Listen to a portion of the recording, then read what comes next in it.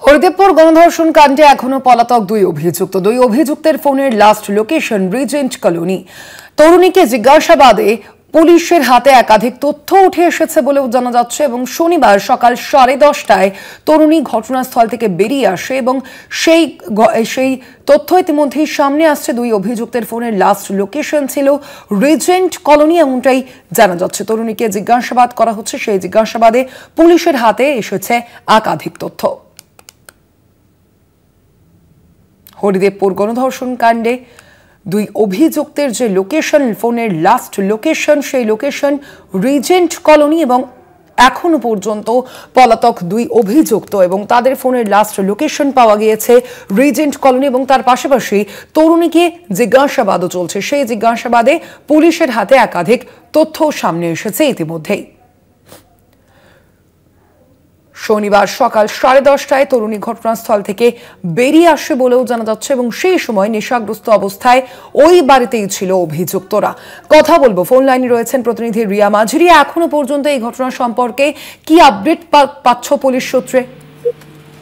এখন পলাতক দুই অভিযুক্ত চন্দন এবং দেবাংশুর বাড়িতে জন্মদিনের পার্টিতে নিয়ে গিয়েছিল চন্দন, তার সেই যে তরুণী তাকে নিয়ে গিয়েছিল এবং তাকে নিয়ে গিয়ে তাদের বিরুদ্ধে যে অভিযোগ উঠেছে যে তারা সারা রাত তার উপরে নির্যাতন চালিয়েছে, তাকে গ্যাং রেপ করেছে। 10:30 নাগাদ কোনোভাবে সেই তরুণী এই রিজেন্ট কলোনির দেবাংশুর বাড়ি থেকে বেরিয়ে আসতে সক্ষম হয়েছে এবং যখন সে বেরিয়ে এসেছিল সেই সময় নেশাগ্রস্ত অবস্থায় দেবাংশু এবং চন্দন ছিল। পুলিশ এই তরুণীকে জিজ্ঞাসাবাদ করেই তেমনটাই জানতে পেরেছে এবং যেটা দেখা যাচ্ছে যে দেবাংশু তার যে নিজের বাড়ি যেখানে ঘটনাটি ঘটেছে সেখানে নিজের বাইক রেখেই চম্পট দিয়েছে এবং সেখানেই পুলিশ সন্দেহ করছে যে দেবাংশু চন্দনের বাইকে করেই পালিয়েছে, কারণ চন্দনের বাইক সেখানে অর্থাৎ দেবাংশুর বাড়িতে নেই এবং সেই কারণের জন্যই কিন্তু সিসিটিভির ওপরে জোর দিচ্ছে। কারণ তোমাকে জানিয়ে রাখবো যে তাদের যে দুজনেরই ফোন, দেবাংশু এবং চন্দনের, তাদের ফোন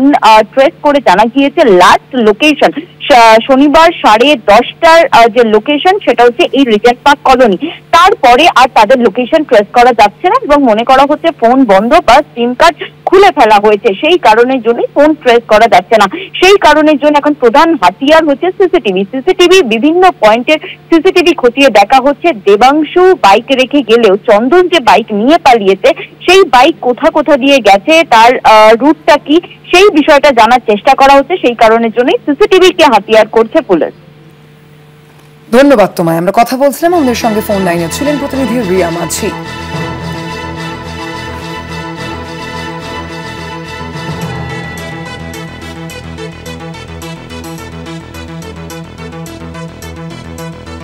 যেমনটা জানা যাচ্ছে এখনো পর্যন্ত এই দুই অভিযুক্তের ফোনের যে লাস্ট লোকেশন, সেই লোকেশন পাওয়া গিয়েছে এবং ইতিমধ্যেই তরুণীকে জিজ্ঞাসাবাদের মাধ্যমে একাধিক তথ্যও পাচ্ছে পুলিশ।